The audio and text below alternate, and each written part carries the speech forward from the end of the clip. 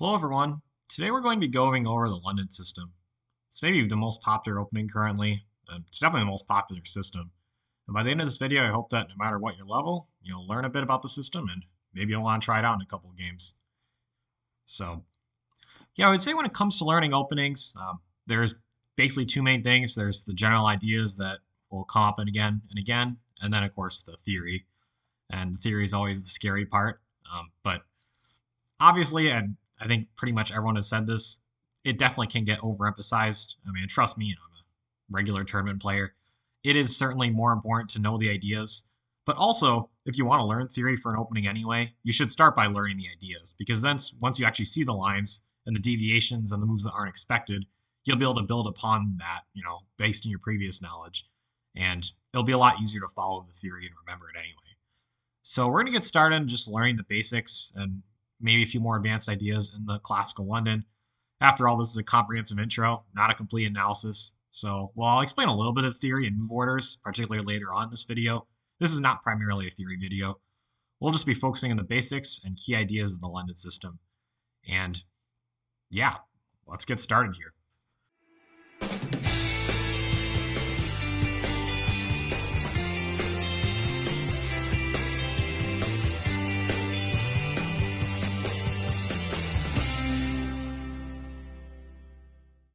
So the London system, as probably almost all of you know, but starts with d4, and White's whole main point in playing this is to go and play bishop f4 next move. And as we'll see, we're going to be covering lines where Black is going to play d5 pretty early on and give us kind of the classic flavor of the London.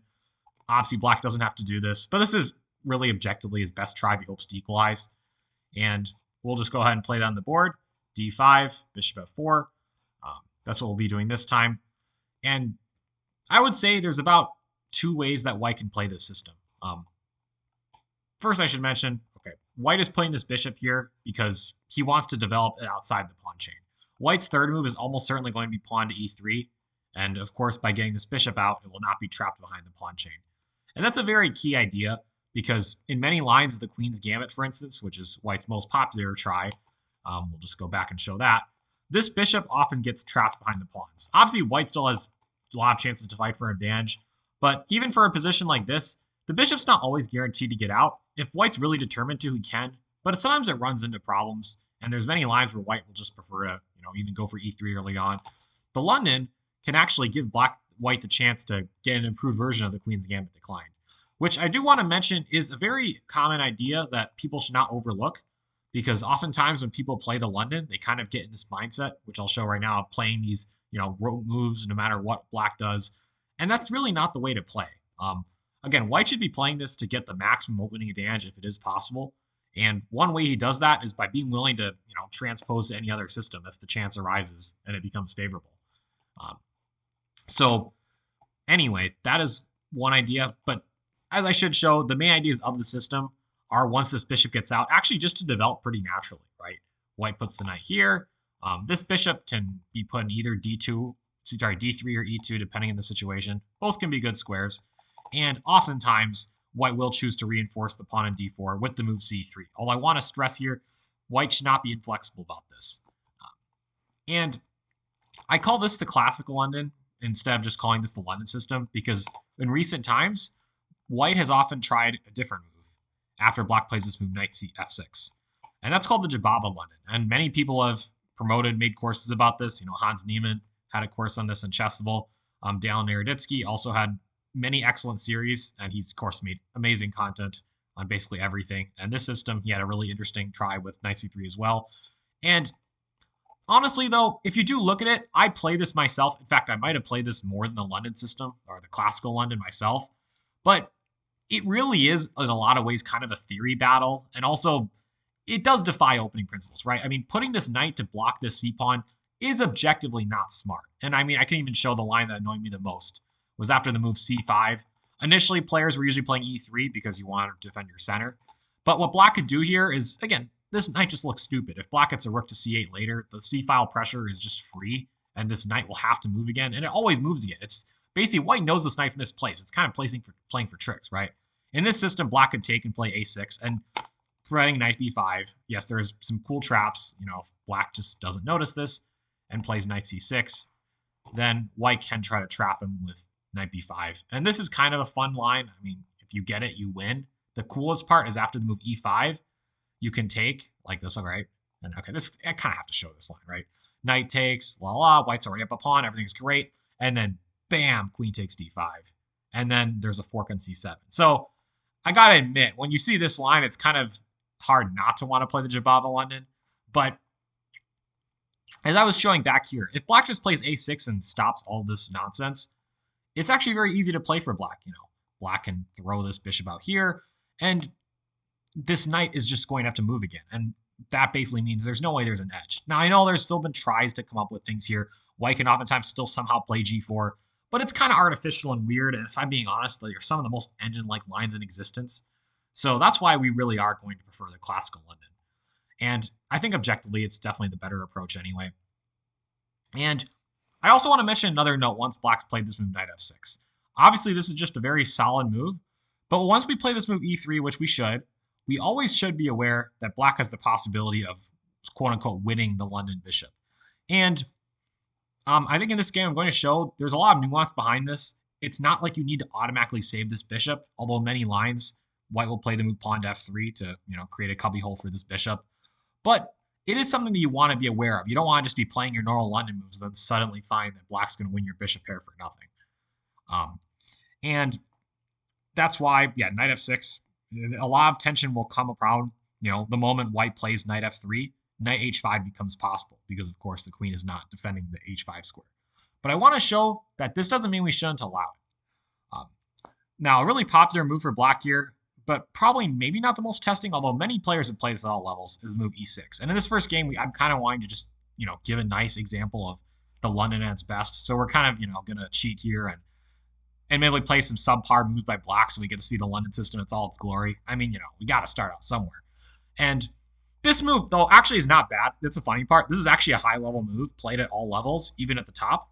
But, it does have the obvious con of blocking the London bishop. Basically, black is saying, okay, nice job getting your bishop out. I'm just going to block mine. That doesn't mean this move's bad, though, because if black plays it accurately, like everything in chess, it's going to equalize eventually. But white should just now continue developing the knight. Again, usually you should develop the knight and the bishop in succession like this. You don't have to, but it really is the most logical. And black will oftentimes usually play this move c5. Black probably wants to pressure our center, and I should mention one reason for that is if he really does choose to do absolutely nothing, we might just go ahead and play the improved Queen's Gambit Queen's Gambit. I really want to stress this. If black is just lazy and doesn't stop us, we should not be, lazy like him. We should think, okay, thank you for doing nothing. Let's take over the center here. And let's say black decides, I'm going to be all passive. Already, white has a very significant advantage. He's gotten basically an improved, better version of basically any Queen's Gambit. And, it's not going to win immediately, but you can just play this any way you want as white and have a slight advantage. So black should try to fight back against the center. If he doesn't play c5, we'll take the chance and play c4. I do want to mention another thing, though. I was talking all about how knight h5 is an idea. You might ask yourself, well, why not do it right here? It does seem kind of premature. Black hasn't developed anything. But, if it works, it works. But in this case, it's not that good for black. And I want to show why. It's because black has wasted time, right? As mentioned here, even though the London bishop's kind of the point of this opening, we can give it up if we get enough time for exchange for it. So in this case, though, we shouldn't just let black take in f4 because we have a nice square to avoid it. And that's by playing the move bishop e5. And now already we're kind of asking this knight, what are you doing? G4 is probably not going to be played yet, but obviously this knight looks like garbage. And black, if he is trying to make sense of his opening, will try to win this bishop somehow. The first idea would be to play f6, right, just to chase it back. And okay, at this point, well, obviously we're not going to keep the bishop. Black can win the bishop pair, but notice the concessions he's made. He's opened the h-file for our rook, and even this move f6, it just blocks the queen. It's uncomfortable now with the threat of bishop d3. This whole diagonal has been weakened severely. And this is actually just a much better position for white. This has not been played, among any high-level opposition. But on Lichess, there's been, of course, many games in this position. And I guess I'll kind of show what might be logical. Let's say black thinks, I'm just going to castle. Now, white could play the move bishop d3. And, it's a great move, too. But, there's actually nothing wrong with just playing c4 also. Like, again, I think London players should remember, don't forget to take the chance to transpose into a favorable Queen's Gambit. And, let's say black plays passively. There's a few good tries. I mean, why not bring this guy out? And if black castle, he's really asking for it. I mean, I guess we can kind of demonstrate if he doesn't castle, what's he going to do? But that would really not be smart, right? We just start the attack here. Black defends, and then e4, right? And this kind of just starts playing itself. We are not going to castle queenside, of course. Kingside. We are just going to find ways to go after this king. So obviously this is a disaster for black. So let's go back, and let's say black says, all right, well, you defended me from one knight. What if I attacked with my other knight? And here I think is a really important instructional example. Again, we're not going to back up this time because we're not forced to. We don't want to waste time. We are going to open the position and take advantage of black's wasted time here. And in this case, I think the next move is very key. Let's say black says, all right, well, I'll take it. Not taking back with the pawn, with the knight. This might be like a no-brainer to some of you, right? You'd think, well, okay, I attack the knight. I bring my, knight on knight in the center. But this doesn't work out that well for white, actually. Black did get a bishop pair, even though white's definitely doing fine here. If black is smart, he'll try to break back in the center soon enough. And we don't really have any pressure. We just have very comfortable piece play. But if we go back, if white takes with the pawn, suddenly things are very different. White's already threatening to win this knight immediately, so that forces black to play g6. And now he's really weak in the dark squares. Again, he is the only dark square bishop, but white has good pressure. For instance, after knight c3, attacking this guy. Black defends the d5 pawn. And we have a few moves that you can try here, but the move queen d2 is simple and strong. And as you can see here, white can castle in either direction. He'll probably play e4 soon. And there's just very solid pressure here, and black's bishop is obviously garbage. The other one is definitely better, but nothing too dangerous. And as we can see here, black just went out of his way to win the bishop pair, and all we needed to do was just bring our pieces in the game, right? And this is the danger, right? In many different ways, chess players can often make mistakes by getting too myopically fixed on one thing in the position, right?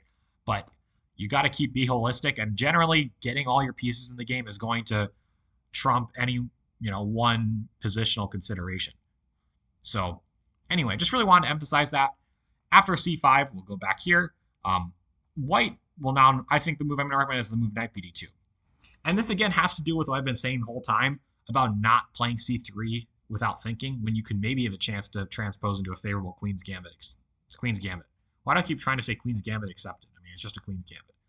Anyhow, this time black should just bring his knight out. I want to show, though, that what if black plays knight h5 this time? This has actually happened 4,000 times in Lee chess, but only 5% of people found the right move for white. So I'm going to give you guys, 5 seconds to see if you can find the refutation of this move, because it is really nice. Okay, probably more than 5 seconds, honestly.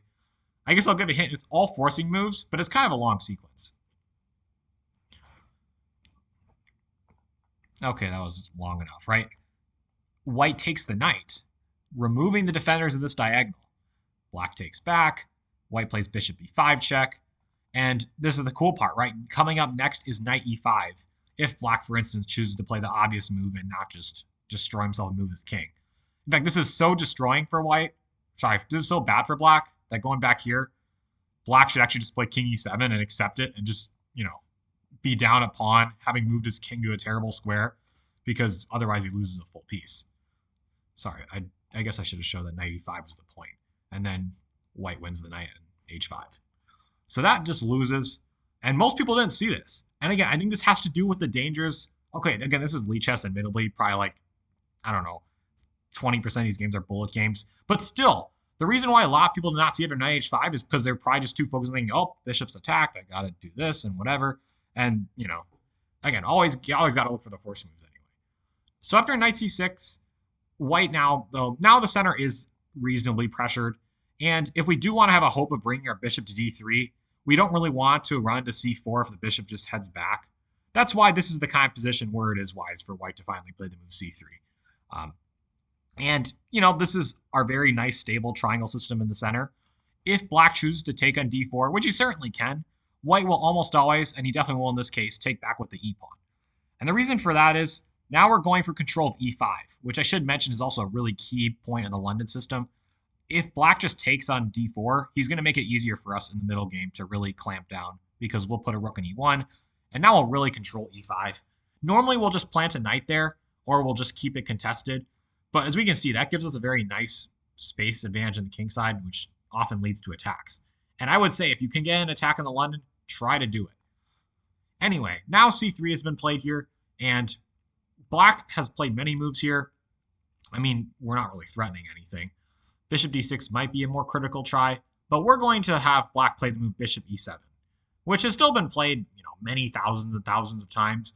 But obviously, it's not the most scary move for us. But again, we got to show how we can be brilliant in the London system. We don't want to just be boring here.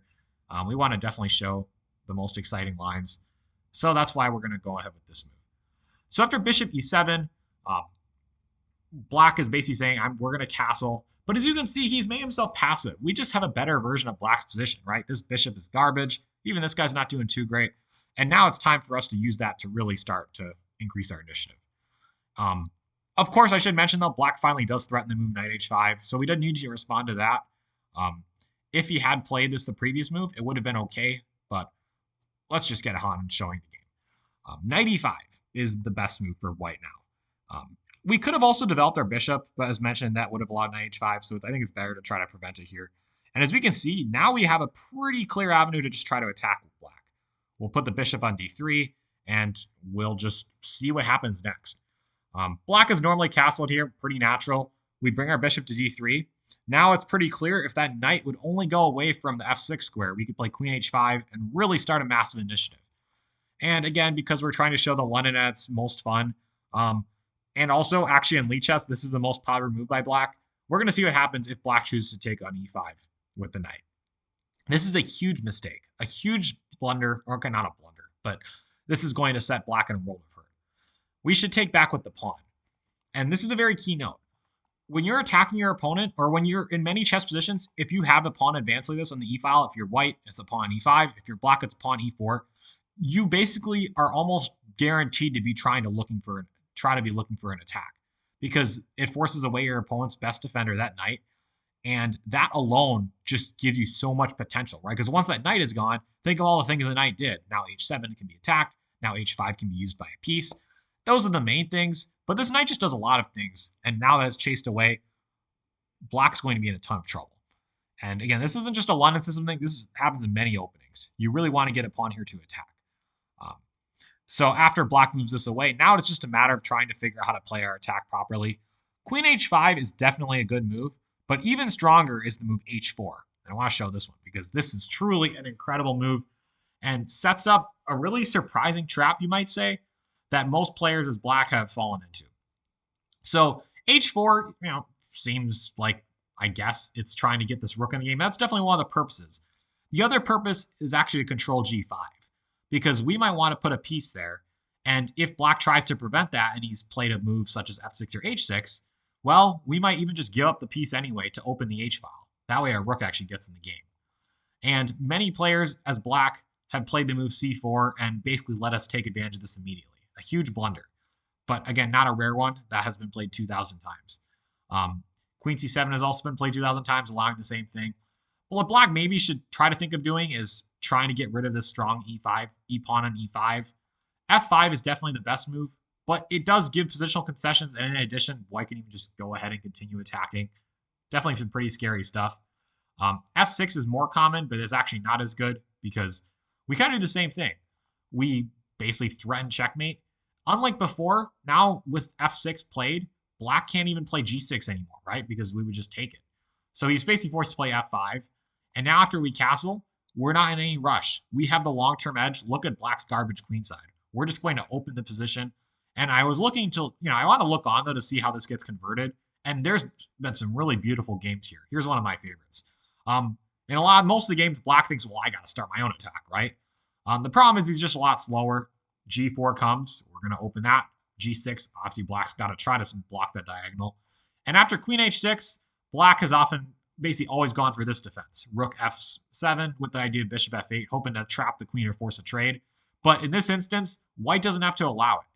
After h5, bishop f8, he gives up the queen. Now, no one's done this in practice, which is too bad. But the point is, once black takes the queen, black doesn't even just win everything back immediately. I mean, he's already got a rook and a bishop for it. Technically, it's a material deficit, but this attack is just going to finish black.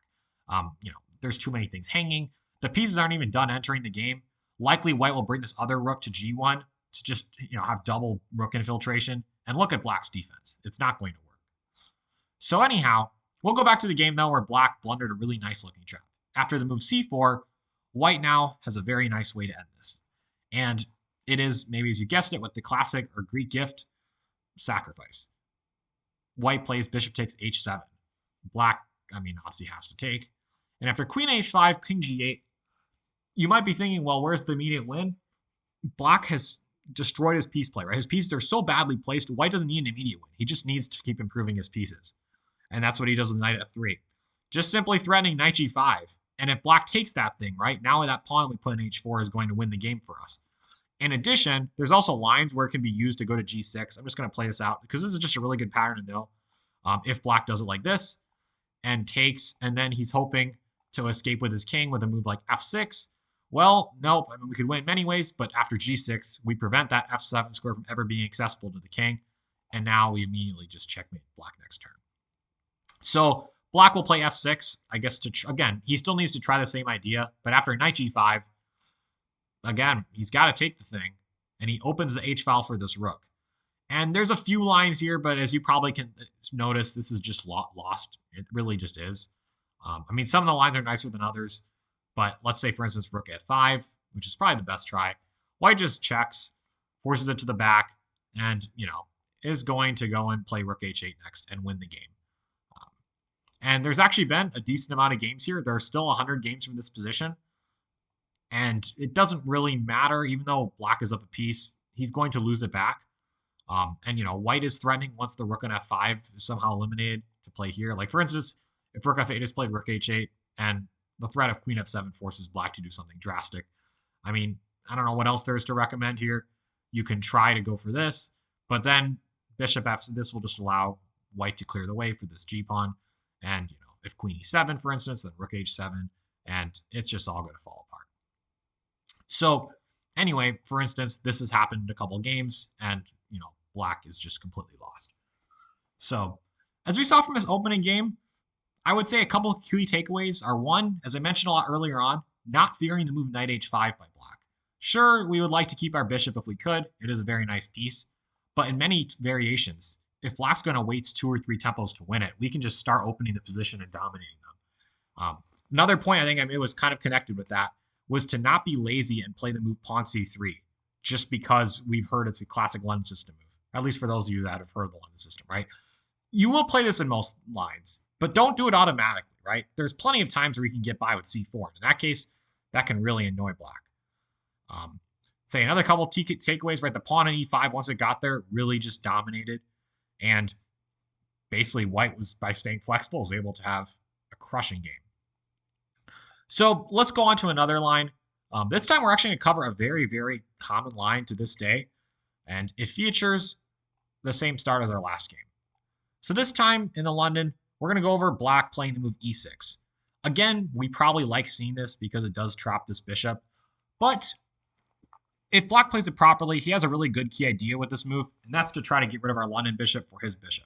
And it's, a very healthy move. Black gets quick development, and black is basically saying, yeah, look, my bishop might be garbage, but if I open the position fast enough and trade off your good bishops, I'm just trying to equalize here. I don't have to have an advantage. Why doesn't this work? And let's see what happens here. After knight f3, bishop d6, black is going for the challenge. And it turns out this is theoretically extremely annoying to deal with. It's not very threatening. The most common try for white is generally when they're confronted with this, and you may have heard this is the way to go, is to play the move bishop g3. But here, I guess I'm going to show some theory. This is a line I've even looked at as black. Black can prevent white from getting his ideal London position by actually going for the pawn break e5. That's the other useful thing about this move. White wasted a turn here. So black can now say, well, if you're going to waste time like this, I'm going to contest it. And the way black does this is first by throwing the move c5.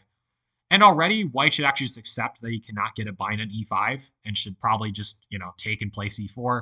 It's not really that much better for white, though. If we're being honest, it's basically just equal. But most London players have not recognized this. They've just played the London move. And now what black can do is, well, king castle first. Let's say white brings the knight in. Now the key idea is to play queen c7, knight b d7, and e5. And this is incredibly annoying and white has no way of getting a normal London position anymore. What white should do, in fact, is we say, all right, well, this works. I better, try to, cause some disruption, play c4, do some annoying stuff. And in that case, the position's probably just about equal. But unfortunately, most London players don't realize this. They just play their normal moves, and after knight bd7, only black can be better. And there's been plenty of games like this. After castling, black can either take on g3 or just play e5 immediately. I think from what I was looking, it was smarter to take on g3 first and then play e5.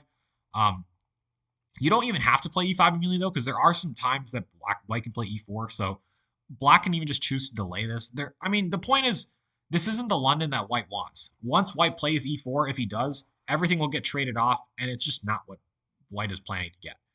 So this is what you need to avoid. I know it's kind of a long deviation, but I want to explain why I'm recommending this move I'm showing here, because otherwise it's going to just seem like, a psychotic idea to not just play what is generally known to be the thematic idea.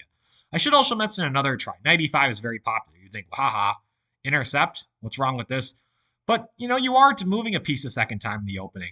What black can do this time is just play his classic moves. And, sure, if we could maintain this knight here and black had nothing he could do about it, it would be great. But, unfortunately, it doesn't work like that here. For instance, most players as white have played knight d2 thinking, haha, I'll put the knight here. And I'm not even saying this is bad because it's not, horrible. But black and white can, black's just playing really obvious stuff here, right?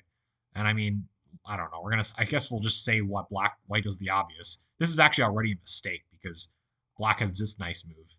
And it turns out trying to do stuff like this is actually kind of annoying. And white really has no attack. Black can play on the queen side, and black is totally safe on the king side. And I guess the other try, which maybe would be better, would be to go here. And again, if black took on e5, then we've got a real attack. But nope, black just says, I'll just continue attacking you here. And the moment that you put your knight here, now black again moves his knight back. These knights are kind of superfluous and stepping on each other. And black is ready to put knight in e4. And unfortunately, we really just don't have an attack. You can still play this. This is certainly playable, and it has been done. But I'm not really a big fan of it. I think it's just difficult to play. Although if you are going to play this, I should mention h4 is actually kind of a cool try.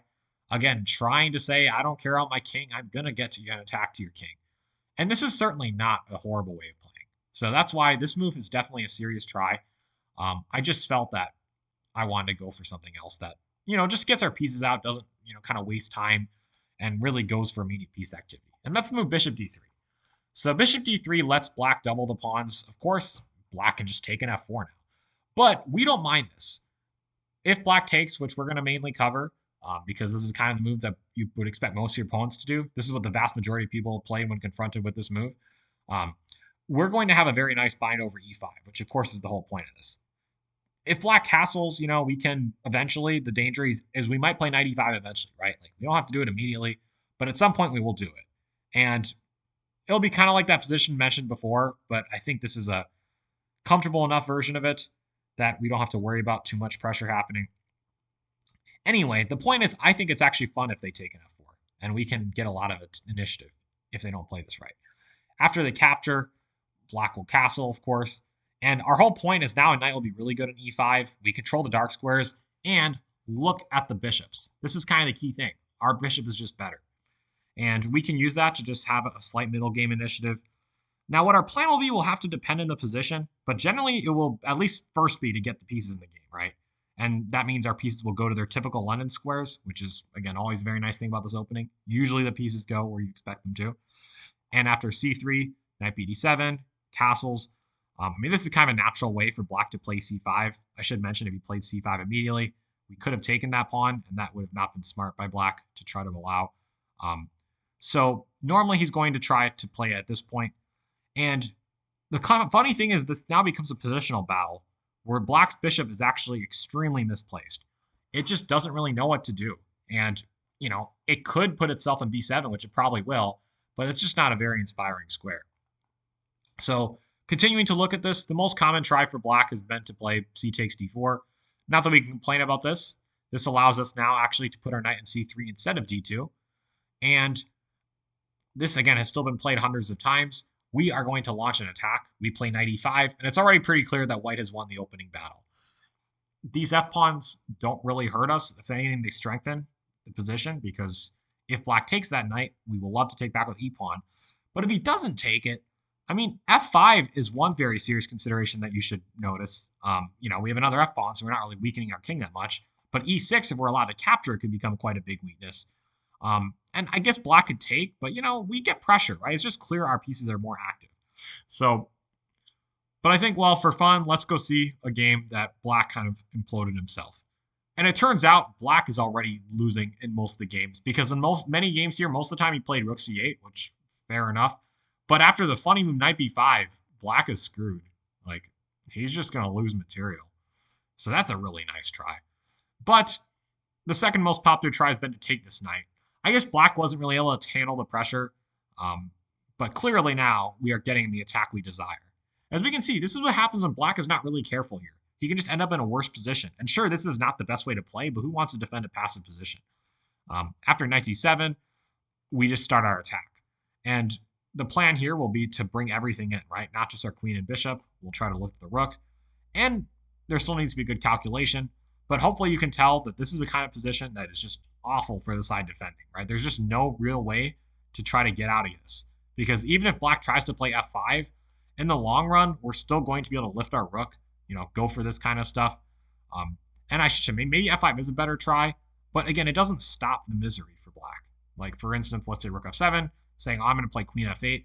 Now that allows us to strike somewhere else, right? Don't only be looking on the side you're attacking, right? It's important to remember when you're conducting an attack to not become just, one-track minded and assume you have to checkmate them, or you can only play on that side of the board. If your opponent is misplacing their pieces just to not get destroyed by you, then switch to the other side of the board. And often you'll find they just can't handle it because their pieces are horrible. And that is definitely what would have happened in this case. Actually, this happened in a real game, and white won. After queen h6, queen e7, this is a more natural pry, the most popular. Black is saying, I'll play f6 or f5, and I will defend mate, and then hopefully not be getting destroyed. Now, I should mention, the other problem with black's position is this is always hanging over his head, but white should go for the attack first. And now, black has normally just played f6 or f5 here. He doesn't have to, but, it's not very natural to just let white play before attacking. f6 has been more common, and this allows white to just sacrifice the bishop immediately. But I should mention f5 is hardly better because after knight b5, this knight is just going to obliterate black. And again, we still have all the same ideas in addition to just be crushing on the queen side. So it's just the worst. So after f6, as mentioned, white can sacrifice this bishop. And this is black's idea. But white has many winning moves. In one game, white played queen d3, but the better move is actually queen h5 because now he really prevents black from even trying to escape.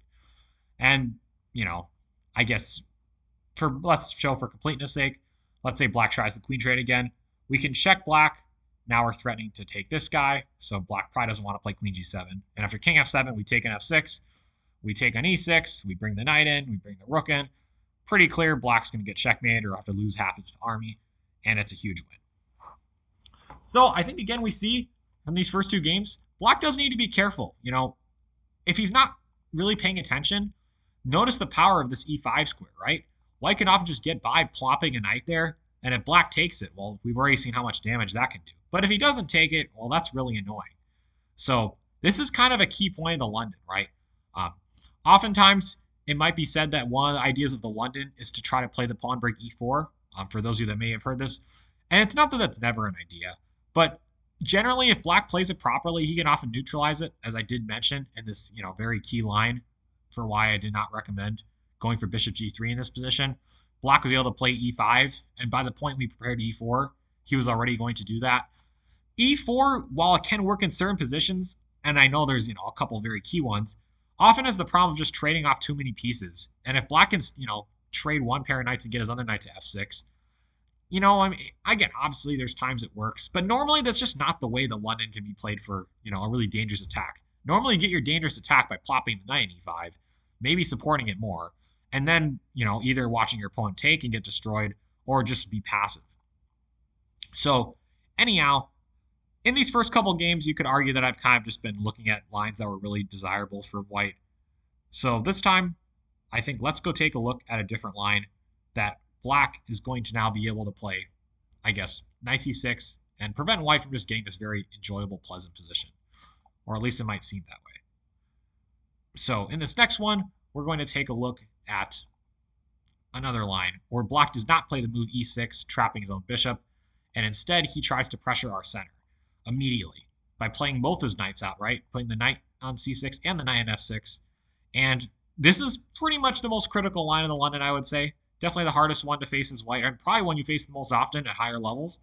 And you have to get a couple move orders right if you want to play this and not be worse.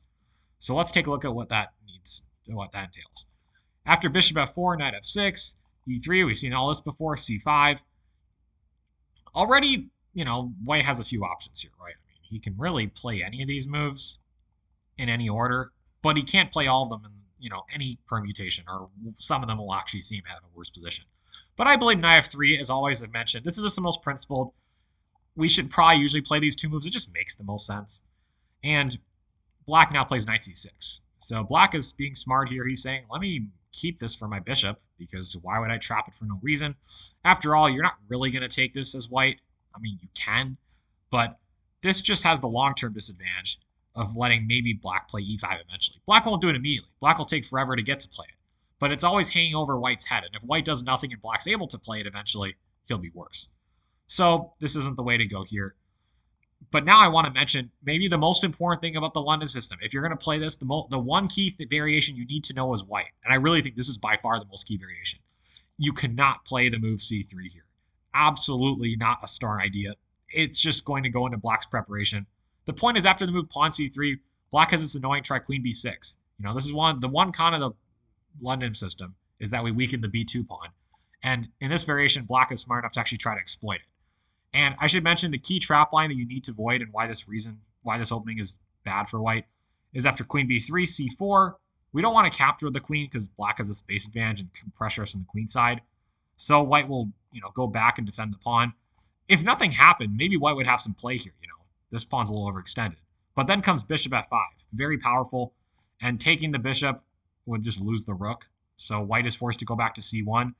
And now black is going to correctly ask white, what are you even doing? And even worse, he can play knight h5. So we've wasted time.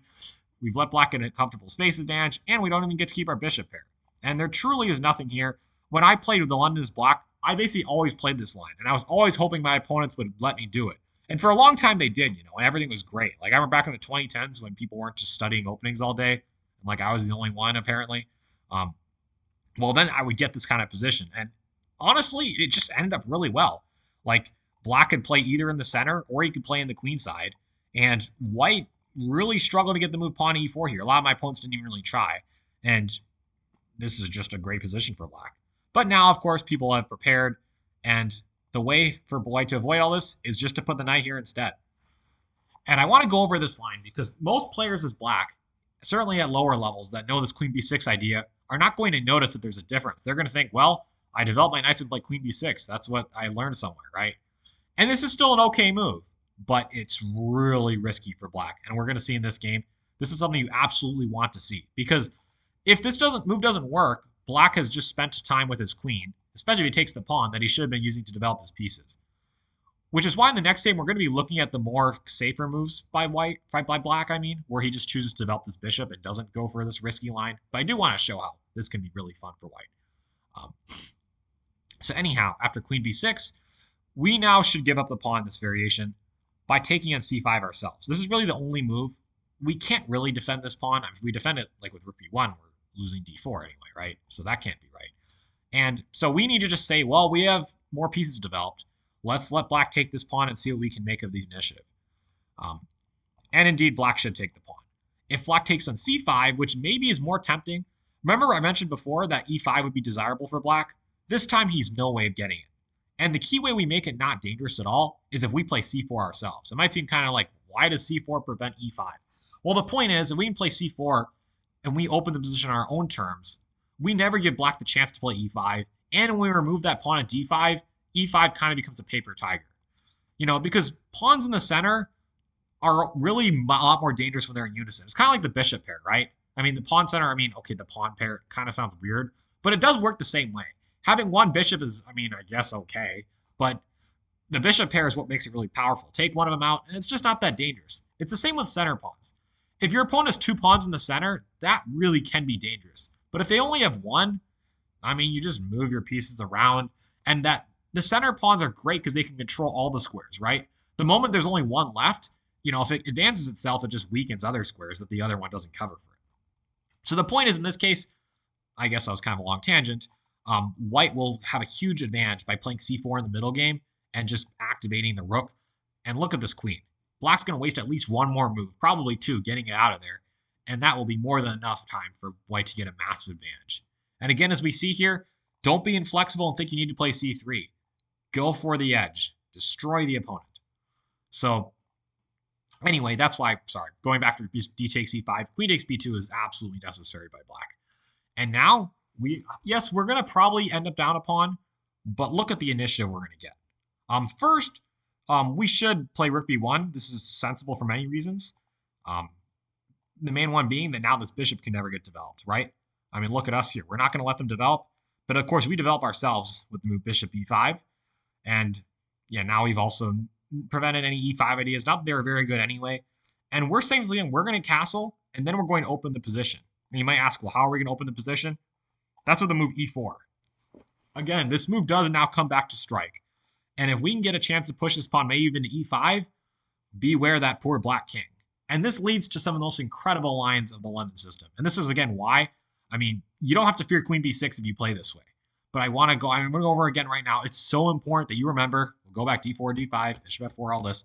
Remember, please, if you don't remember anything else in this video, literally, if you just remember this one thing and you like playing the London, it will have been worth, I don't know, spending like 2 hours of your time, because this is the most important thing to remember theory-wise.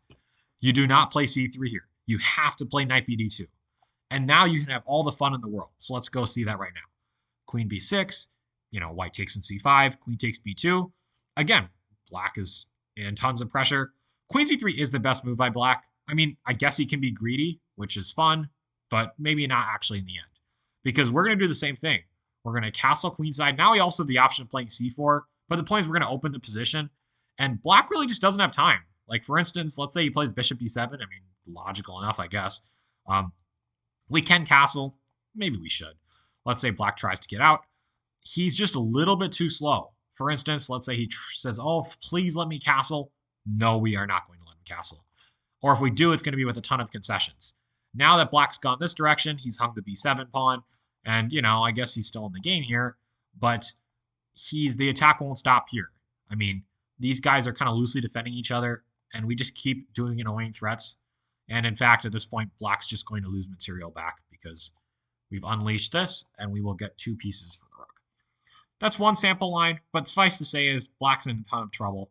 And queen c3 is the best move, because at least it stops this. It stops c4 immediately. It kind of puts us in a bind. Also, it's just the queen belongs more in defense. It shouldn't just be around grabbing fake pawns that don't matter. So after bishop b5, which again, we are again going for the same thing, e6, we castle, and now we're prepared. The knight's no longer pinned, so e4 becomes possible. And it's quite a nice move. Black is now saying, oh, please, I'm just one move away. I should mention, bishop takes c5 is not as good because it kind of steps on the queen.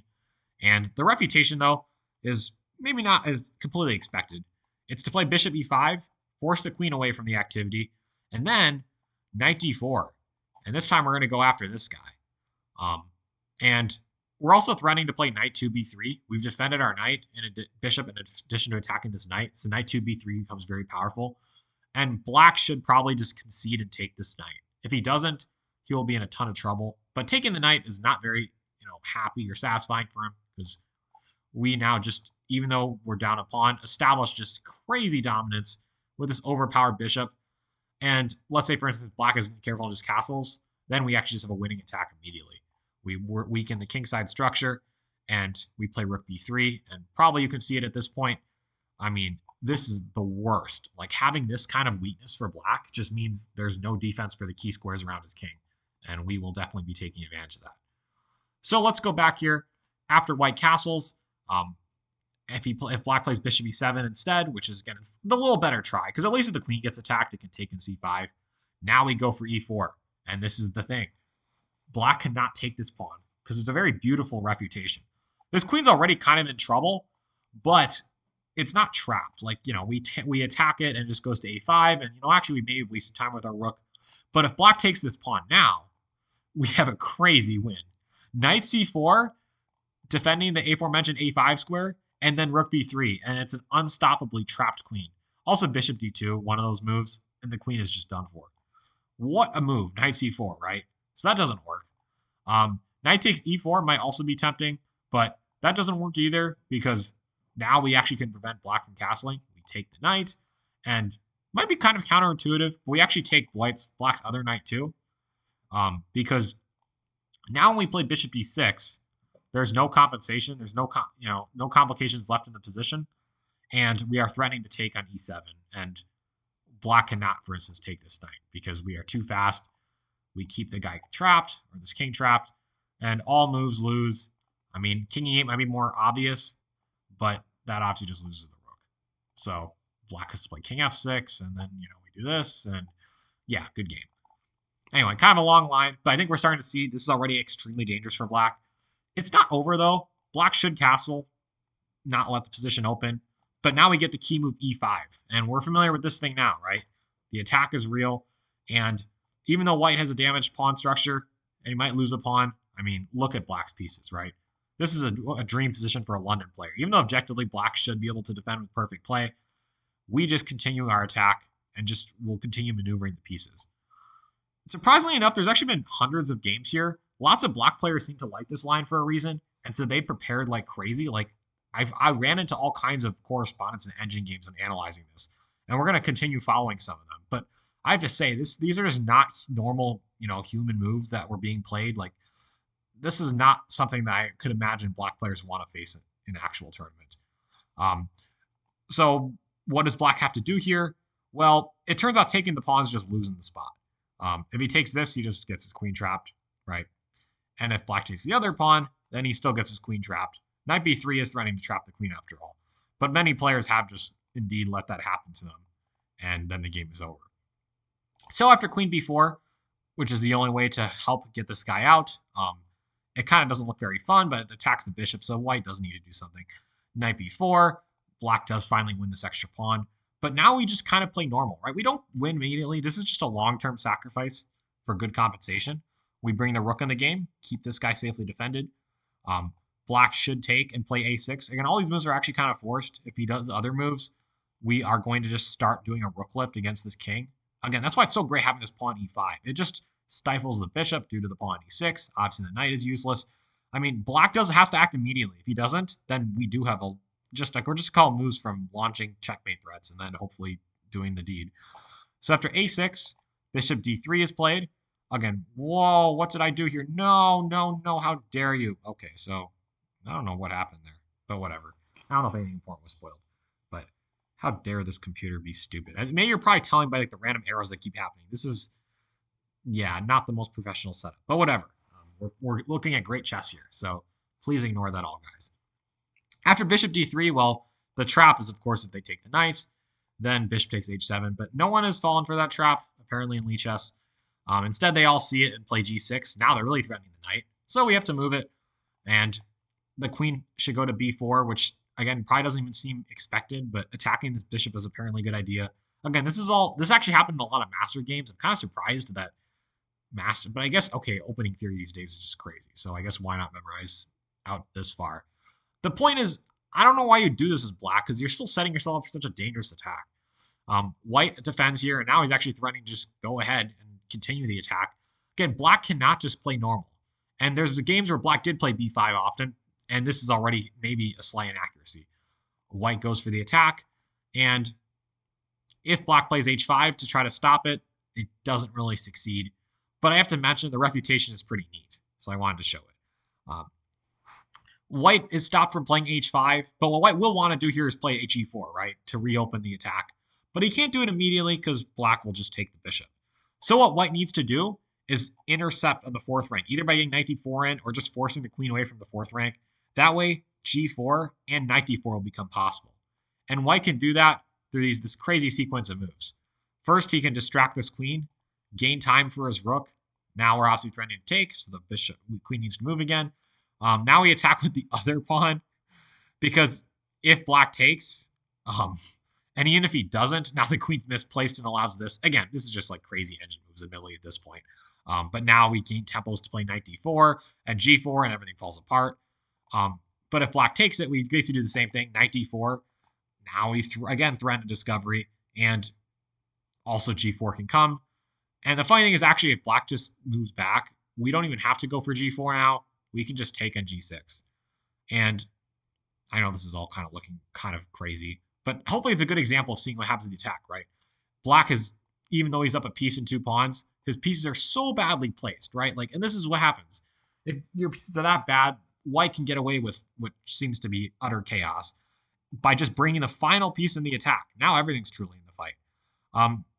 Black can't go here because then knight c6 wins back the piece. But after queen b6, rook c6, I think we're pretty clearly seeing that even though black is up a full piece, he's not going to survive. There's too many weaknesses to attack. So anyway, obviously none of this was forced, but as we can see here, it's another beautiful demonstration of what can happen to black if he tries, in this case, actually, to go for what is theoretically considered to be a strong try. So you might be asking here, okay, well, this was clearly biased. What was black supposed to play? And that's a fair question. So I guess we will show that. All this is correct. All this dangerous stuff is theory. Like, black is supposed to allow white to just have all the fun and do all of this. And again, he has allowed that. What was done wrong here was actually after this, all these moves were correct at first. All of this was good. It wasn't until here where maybe this was a slight mistake. Black obviously should have known he should have played move queen a4, right? Like, obviously. Or in the game after b5, h4, I guess he could have tried taking this guy and allowed the complications there. No, actually, that didn't work yet. Sorry, that just loses. So that would have been the way to go, apparently. And after queen a4, we just kind of continue attacking. H4 is possible, allowing bishop takes h4. The other move is just, kind of play naturally and say, let's see what kind of attack we can generate. And, it's still an unclear position. Black has to do some good defending, but he might. If he has a computer, he certainly can. So, now though, in our final game here, we're just going to look at what is truly the main line, or at least the more common normal move, where black doesn't try to go for this risky queen b6 stuff. He just wants to play actual chess and decent principal moves. And in this, that is, again, going to start with the same line, where black is going to bring both of his knights to the center. But this time, we're not going to look at the risky queen b6, which is giving us all the fun. We're going to look at lines where black chooses to be pretty careful. We're not going to look at e6 either, because that's kind of what we generally want to see, black blocking the bishop. Let's look at when black actually gets his bishop out finally, which is the most naturally done with the move bishop g4. But first, I should mention, well, what if black just chooses to try to copy the London? This is, again, a nice instance of why we, again, do not want to just move this c-pawn to c3. That would be a mistake here. That would not be smart. Queen b6 is actually good again, so that's already enough reason. But even if black just plays the obvious e6, look what we've done to ourselves. We've just ensured we're passive. Like, this is just very boring and just not the way you want to play this. This is why people used to think the London was just a very passive, boring opening, because white players did this every single time. And if black just played actively himself and kind of mirrored, except with a better version because he played c5, the only reason white's not worse is because he moved first. So that's definitely not what we want to do. But after bishop f5, white has two very strong tries for an edge. I'm not sure which one I prefer, but I think bishop e5 is kind of just the more nicer one. We just bring all our pieces in. But I do want to mention d takes e5 is also a serious try for an edge, because after the move e6, white can either play b4 and allow some fireworks. If black takes, we surely definitely have a bad structure. But, our point is that we have knight d4, and we will maybe just win this bishop pair, and we're a lot more active. The other move is simply knight d4, a more healthy move. We just win the bishop pair outright. And bishop b5, though, I actually find is probably even stronger. We're actually just going to open the position and play, again, principled good chess. I think this is the stronger attempt in practice, because apparently black should take on d4, which people just won't do, because why would you just allow white to take and attack everything, right? After e6, the most common try, white castles. And after black plays bishop d6, which he normally has done, well, plopping the knight would be natural enough, and that might seem to be, oh, isn't this the best move? But it turns out that would allow black to actually strike back here. So instead, we actually take on c5, take advantage of his bishop and saying it wastes time. And only then do we play knight e5, attacking this guy. Black, maybe should give up the pawn, but who's going to do that? That's just not good. So black is normally defended with a move like queen b6. And again, now we take advantage of that. We're not lazy. We open the position. And after castles, There's a pretty crazy reputation, but it wins in exchange, so we should show it. It's a very good theme to be aware of. The knight is the only thing preventing us from playing knight d7. So first, we just get rid of this guy, so it can't get rid of our knight. And now we play g4, g5, and here comes our beautiful exchange. Well, where's this knight go? I guess it probably goes here. And, well, either win an exchange or a piece. In fact, we probably just win the piece instead, because if black does try to defend this, there actually is some compensation, so it's better for us to just go ahead and take the whole thing. And then we can steal this guy and have a very good position. It's not over because black did get, a pawn for it, but that's a piece. So anyhow, I know that was kind of long, but bishop f5 is actually almost an error by black, which should just go to show how dangerous this is. I mean, black this time really does need to be playing normal moves. But yeah, bishop f5 already and queen b6, right? Two of the most common natural moves still are very dangerous. Now, I will mention bishop g4, though. This move, it's smarter. It's not going to get destroyed in the same way these other moves might. We don't really have the same kind of traps with this knight being pinned. But there's a con with this move, and it's the same as our London bishop move. b7 is weak. And this is actually the thing we should exploit right now. It's also possible to play the move bishop b5 here, but stronger, I believe, and better for fighting for the edge is to aim for queen b3. And why queen b3 will be useful is because black will just have to waste more time defending than we spend attacking. The danger if he plays queen b6 is we might be able to take that thing. And if he doesn't get to play queen b6, defending this pawn will be quite a chore, as we'll see. Because everything black does will be some sort of concession. b6 is, basically at this point unplayable because bishop b5. And yep, we just win material. Too much pressure. Black played e6 and blocked his own bishop. I mean, he just loses the game at the spot. He can't even play rook b8 because of our London bishop. Not that he would want to anyway. And if he defends it with his queen, all the squares are bad. For instance, queen d7. Obviously not desirable. And so, the best move for black, and this actually is still played by black a lot, is the move queen c8. Doesn't look too desirable. Black is saying, I'll just defend, and then I'll castle, and then I'll be fine. And, objectively, he's probably actually right.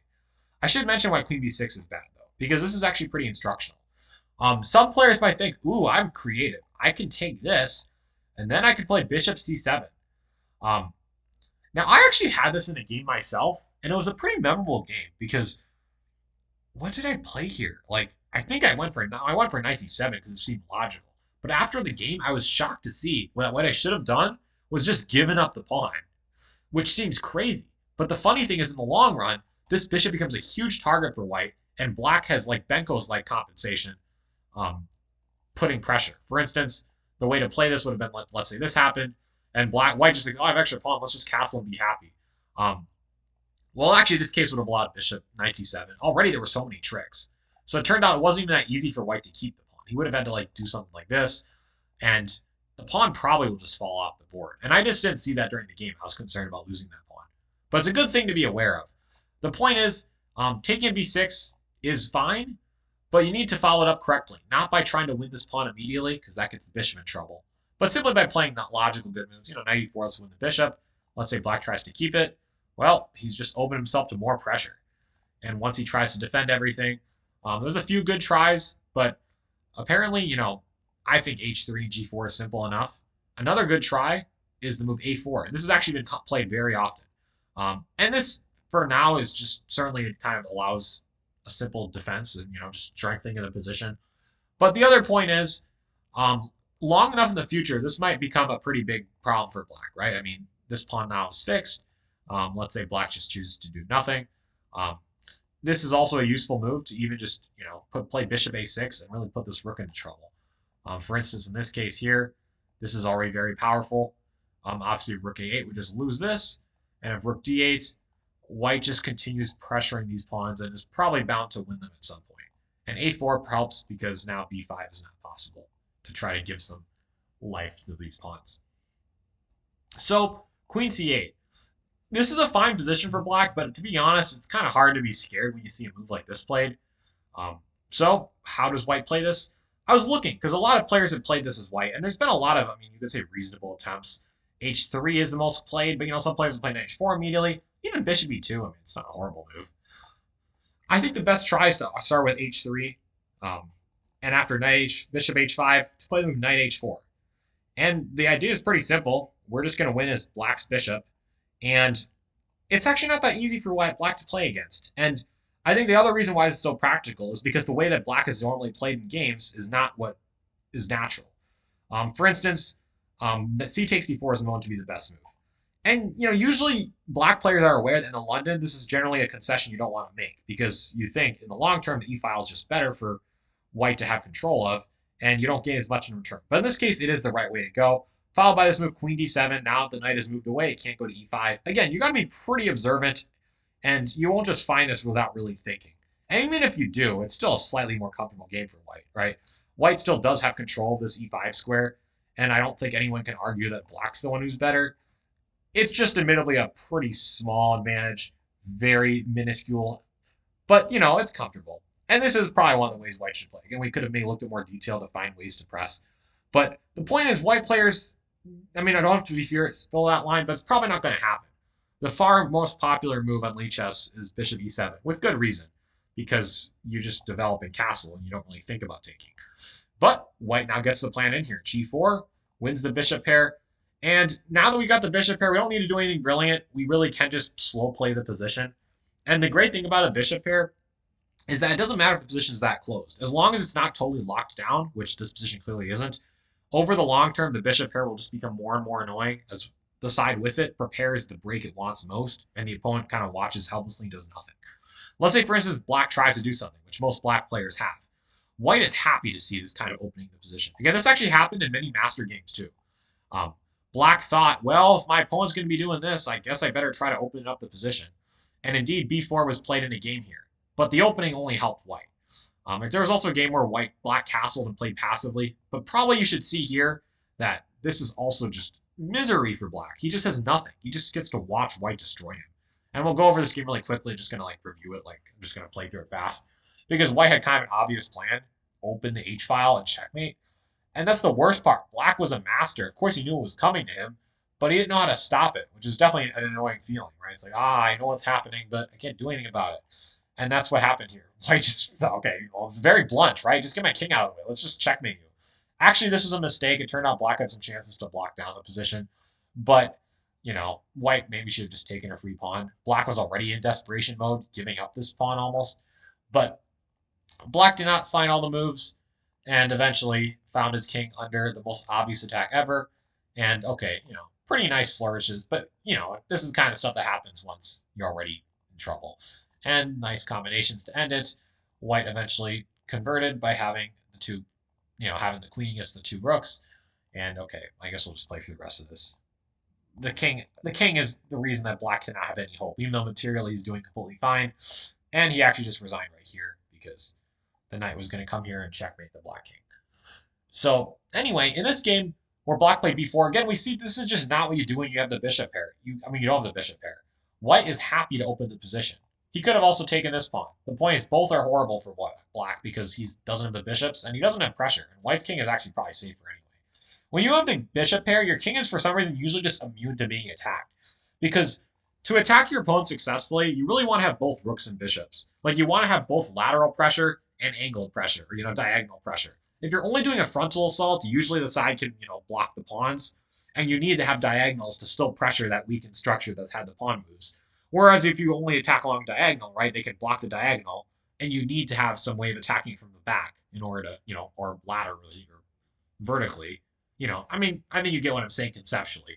The point is, the side that has the knights and doesn't have the two bishops is going to really struggle to get that kind of attack going, right? Both, vertically and diagonally. And that's why usually you don't have to worry too much about it when you have the bishop pair. You get to be the one that exerts that diagonal pressure, and the opponent just kind of has to defend forever. So that's what happened in this game. White did more opening in the position. Black kind of just helped him out, honestly, and then immediately just started using it to make the opponent miserable. And, you got to say, this is a pretty nice idea, but it's kind of what happens. Yeah, sure, black can take the exchange, but he correctly realized that this was way too dangerous. White would probably not even have taken this. He probably would have just taken the knight instead and said, well, I'm going to win a pawn back. And look at this king. Still can't castle. Everything's terrible. So instead, black put the knight here. And I mean, this is just so much fun to play for white, right? You'd like to say, oh, you think I care about that either? I'm just gonna take a d5. Like, yeah, go ahead and take that. I'm fine being down a piece, and that's what happened temporarily, but not for long. White still won it back and just kept the position open. And okay, this is clearly just dominance. Game's not over immediately, but as we can see here, black castled. Um, White is already left with this powerful pawn, which he doesn't even bother defending for at first, but eventually he does. And now, in addition to the potential to open up everything, I mean, this pawn is also just going to make black a goner. And so a few more moves are played, but at this point, it's already clear that it's going to be over. Nice try, too.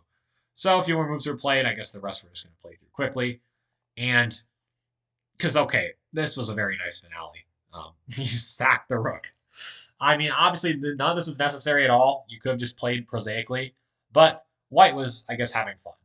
And the point of this is, well, we can see the king is short on squares. After here, um, it's a pretty classic theme. It's all falling off. And so the game ended in this position. So anyway, I know this has been a very long video. I guess we did promise to be comprehensive, though, so I guess that's a good thing. Um, And obviously, it's a comprehensive intro. I still have not. I basically scratched the surface, if even that, on the London system.